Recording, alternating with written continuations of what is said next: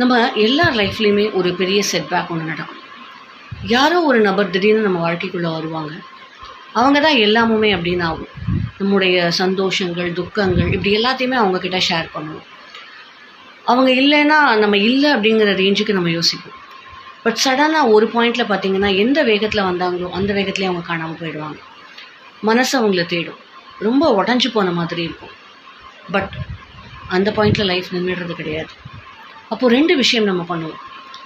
ஒன்று, அவங்க என்ன பண்ணுறாங்க, எங்கே இருக்காங்க அப்படிங்கிற விஷயத்தை அலசி ஆராய்ஞ்சிட்டே இருப்போம். இல்லையா அவங்கள பற்றி திட்ட ஆரம்பிப்போம். நான் எவ்வளவோ பண்ணேன், எவ்வளவோ செஞ்சேன் அப்படின்னு சொல்லி காமிக்க ஆரம்பிப்போம். 2மே தவறான விஷயங்கள். அது 2யுமே நம்ம பண்ண வேண்டாம். அந்த நபர் எப்படி வந்தாங்களோ அப்படியே போயிட்டாங்க, அவ்வளோதான்.